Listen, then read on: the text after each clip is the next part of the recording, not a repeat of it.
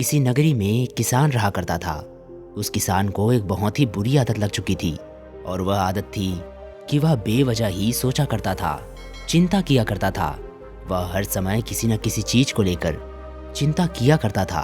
उसके दिमाग में किसी न किसी चीज को लेकर हमेशा हजारों ख्याल चलते रहते थे। वो सोचता रहता था कि मेरे साथ कहीं कुछ गलत ना हो जाए, जबकि उसकी जिंदगी में अभी तक सब कुछ अच्छा चल रहा था।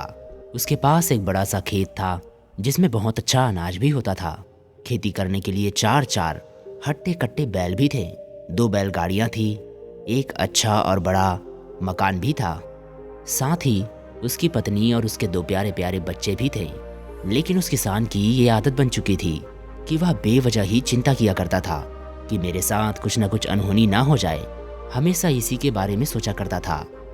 कभी कभी उसके मन में ऐसे विचार भी आते थे कि अगर मेरी फसल में कीड़े लग गए तो मैं क्या करूंगा? अगर आवारा पशुओं ने मेरे फसल को बर्बाद कर दिया तब मेरा क्या होगा? सूखा पड़ जाए तो मैं क्या कर सकता हूँ? या फिर मूसलाधार बारिश ही होने लग गई तब भी मेरी फसल खराब हो जाएगी। इसी तरह के बेवजह की बातों से वह हमेशा चिंतित रहता था। भविष्य में ना होने वाली घटनाओं को लेकर हमेशा वह सोचा करता था और वह हमेशा परेशान रहता था। उसे सोचने की इतनी बुरी लत लग चुकी थी कि वह कभी भी एक पल भी शांत नहीं रह पाता था। अगर एक चिंता से वह निकलता तो दूसरी चिंता में डूब जाता। जैसे कि खेती के समय अगर मेरे बैल बीमार पड़ गए तो भला मैं क्या कर सकता हूँ? मेरे बच्चों का भविष्य भला कैसा होगा? कहीं बुढ़ापे में मुझे कोई बड़ी बीमारी ना हो जाए। मेरे बच्चे बड़े होकर बुढ़ापे में मेरा ख्याल रखेंगे या नहीं? ऐसे विचार भी उस किसान के मन में हमेशा उत्पन्न होते रहते थे, जिन्हें लेकर वह अधिकांशतः चिंतित ही रहता था। धीरे धीरे समय बीतता गया और उस किसान का स्वभाव अब कुछ चिड़चिड़ा सा होने लग गया और अब उसका किसी भी काम में मन भी नहीं लगता था। उस किसान की पत्नी को एहसास हुआ कि उनके पति को बेवजह ही चिंता करने की आदत पड़ चुकी है। उसने उस किसान को कई बार समझाने की कोशिश भी की कि तुम बेवजह ही चिंता करते हो, चिंता करना छोड़ दो, ये अच्छी बात नहीं है। लेकिन लाख बार समझाने के बाद भी कोई फर्क नहीं पड़ा। उस किसान की सोचने की आदत बिल्कुल भी नहीं छूट रही थी। तभी एक दिन उस किसान की पत्नी को गांव की एक औरत ने बताया कि पास ही के जंगल में एक बौद्ध भिक्षु रहते हैं जो सभी के समस्याओं का हल करते हैं। तुम एक बार जाकर उनसे मिल लो। अगले ही दिन सुबह सुबह वह किसान और उसकी पत्नी पास वाले जंगल में उन बौद्ध भिक्षु से मिलने चले गए। वह बौद्ध भिक्षु बहुत ही बुद्धिमान थे और बहुत ही ज्ञानी व्यक्ति थे। वो लोगों की समस्याओं का समाधान करने के लिए प्रसिद्ध थे। वह किसान और उसकी पत्नी उन बौद्ध भिक्षु के पास पहुंच जाती हैं, उन्हें प्रणाम करते हैं और अपनी सारी समस्याएं एक एक करके उन्हें बताती हैं। किसान ने कहा, महात्मा, मैं हर समय कुछ न कुछ लेकर के किसी न किसी वजह से चिंता में डूबा रहता हूँ। मैं ज्यादातर तो बुरी चीजों के बारे में ही सोचकर चिंतित रहता हूँ, जो अभी तक मेरे साथ कभी हुई भी नहीं। ऐसी बातें मुझे हमेशा ही परेशान करती रहती है, जिस वजह से मैं अधिकांशतः चिंतित रहता हूँ। उन बौद्ध भिक्षु ने उस किसान की पूरी बातें बहुत ही ध्यान से और शांतिपूर्वक सुनी। उसके बाद उन बौद्ध भिक्षु ने उस किसान और उसकी पत्नी को कहा कि ठीक है, तुम कल आना, मैं तुम्हें तुम्हारी समस्या का हल कल बताऊंगा। अगले दिन सुबह सुबह वह किसान और उसकी पत्नी फिर से उस बौद्ध भिक्षु के आश्रम में पहुंच जाते हैं।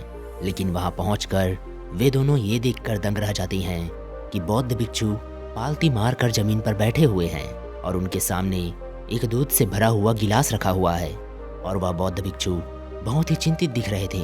वे बौद्ध भिक्षु बार बार उस गिलास की तरफ देखते और कभी अपना हाथ अपने सर पर मारते और फिर कभी अपने हाथ को जमीन पर दे मारते।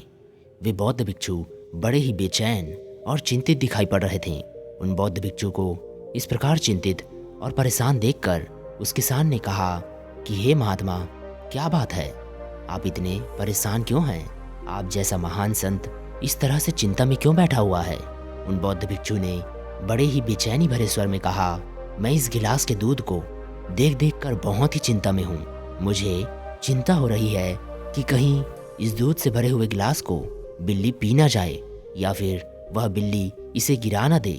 कहीं ये दूध खराब ना हो जाए या फिर मेरे आश्रम का कोई व्यक्ति इसे पी ना ले। मैं इन सभी बातों को लेकर बहुत ही परेशान हूँ। मैं इस चिंता में सुबह से यहीं पर बैठा हूँ और मुझे अभी तक इसका कोई भी हल समझ नहीं आ रहा। उन बौद्ध भिक्षु के मुंह से ऐसी बातों को सुनने के बाद वह किसान और उसकी पत्नी जोर जोर से ठहाके लगाकर हंसने लगे। किसान ने हंसते हुए उन महात्मा से कहा, इसमें इतनी चिंता करने वाली कौन सी बात है? ये सिर्फ एक गिलास दूध ही तो है। अगर इसे बिल्ली ने गिरा ही दिया, या फिर ये खराब भी हो गया, या फिर इसे आपके आश्रम के किसी व्यक्ति ने पी ही लिया, तो फिर भला क्या हो जाएगा? एक गिलास दूध की ही तो बात है। ये तो आपको फिर कहीं से मिल जाएगा। इसके लिए आपका चिंता करना बिल्कुल ही व्यर्थ है, क्योंकि अभी तक ना ही इसे बिल्ली ने गिराया है, और ना ही ये दूध अभी तक खराब हुआ है, और ना ही आपके आश्रम के किसी भी व्यक्ति ने गिलास भरे हुए दूध को पिया है, और हो सकता है कि भविष्य में ऐसा कुछ हो ही ना।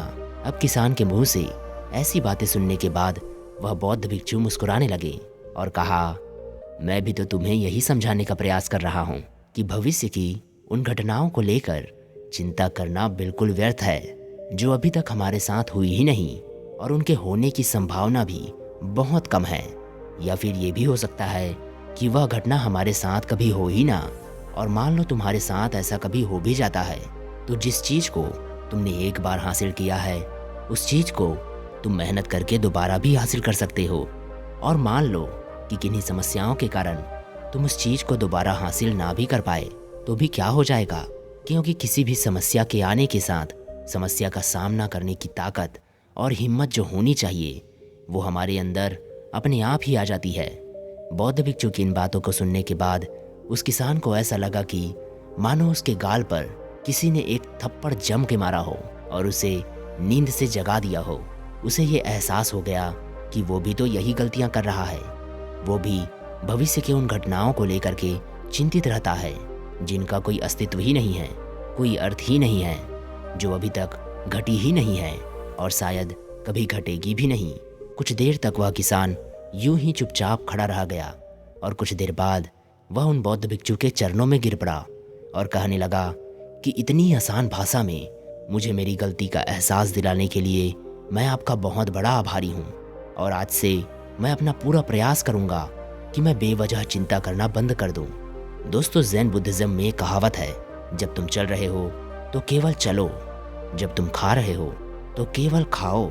दोस्तों, इस लोकप्रिय कहावत का अर्थ बड़ा ही हैरान करने वाला है, और सच कहूँ तो ऐसा लगता है कि इस कहावत के अर्थ में ही वह राज छुपा हुआ है, जिसका अर्थ किसी ने अच्छे से समझ लिया और इसे अपने जीवन में अच्छे से उतार लिया, तो वह चिंता के बंधन से अपने जीवन में हमेशा के लिए मुक्त हो जाएगा। इस कहावत के बारे में हम बात तो करेंगे, लेकिन इससे पहले हम देखते हैं कि हमारे दिमाग में किस तरह के विचार आते हैं।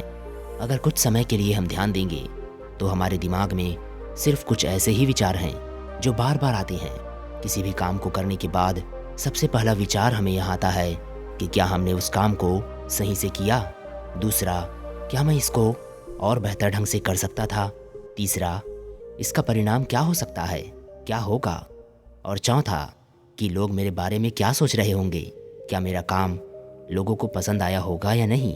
ऐसे विचार हमारे दिमाग में हमेशा ही चलते रहते हैं, लेकिन हमें पता ही नहीं चलता, क्योंकि हमने इन विचारों के साथ जीना सीख लिया है। दोस्तों, हमारा दिमाग कुछ इसी ढंग से कार्य करता है कि मान लो अगर हमने इससे किसी काम को कई बार करवा लिया, तो ये दिमाग उसे अपने आप आदत सा बना लेता है, और फिर हम चाहे या ना चाहें हमारा दिमाग उस काम को करने का प्रयास करता रहता है। शुरुआत में तो हमें किसी काम को करने के लिए एक एक चीज़ों पर बारीकी से ध्यान देना होता है, लेकिन जब हमें इसकी आदत सी लग जाती है, जब ये काम हम कई बार कर लेते हैं, फिर ये हमारी एक आदत सी बन जाती है, और फिर हम चाहे या ना चाहें वो काम हमारे दिमाग में यूं ही चलता रहता है। जैसे कि अगर आपको याद होगा कि आपके बचपन में आप लिखने की कोशिश किया करते थे, तो पहले तो आपको पेन या फिर पेंसिल पकड़ने तक नहीं आते थे, लेकिन धीरे धीरे जब कई बार प्रयास किया गया तो आपको पेन पेंसिल तो पकड़ने आ गई, लेकिन लिखने के प्रयास के समय कई लोगों ने कई बार मार भी खाई होगी, क्योंकि उस वक्त आपको या फिर हमें एक अक्षर भी ढंग से लिखने नहीं आता था। पर धीरे धीरे जब हमने बारीकी से ध्यान दिया और हमारे दिमाग ने उस पर काम करना शुरू किया, तो धीरे धीरे वह अक्षर बनने लग गए, और बार बार इसी प्रयास को करते करते हमारे दिमाग में एक पैटर्न सा बन जाता है, एक आदत सी बन जाती है। और अब आप लिखने का प्रयास करेंगे तो आपके हाथ लिखने के लिए खुद ब खुद चलने लगेंगे, जबकि शुरुआत में हमें उस अक्षर को ध्यान करना होता था कि वह अक्षर किस तरह से लिखा गया है।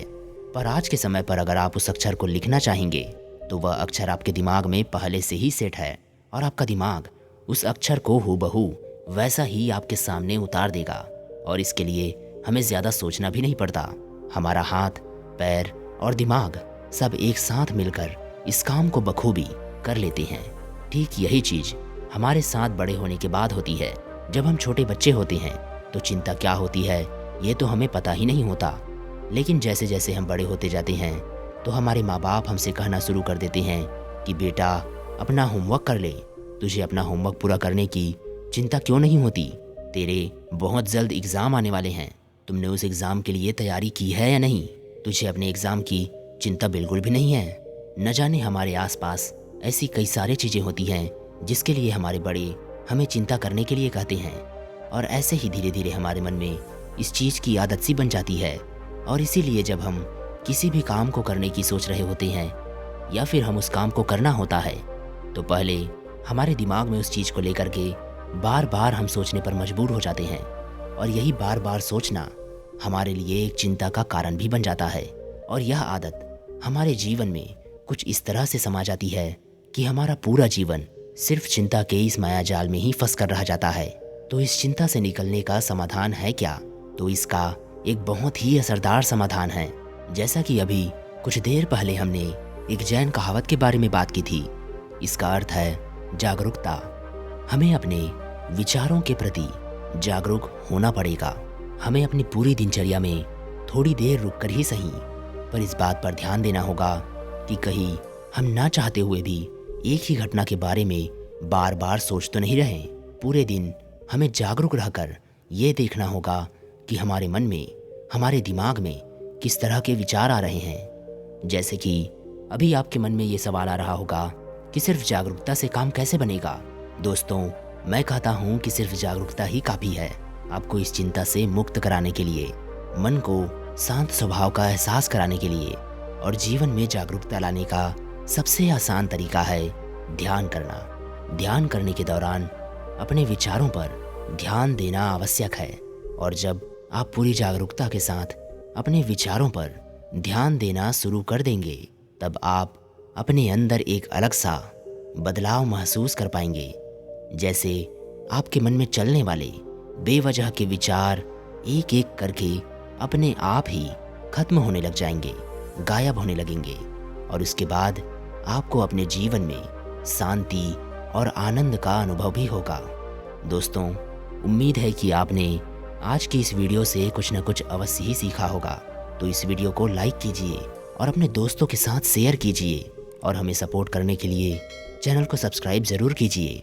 तो चलिए मिलते हैं ऐसी एक और वीडियो में। तब तक के लिए अपना ख्याल रखें। धन्यवाद।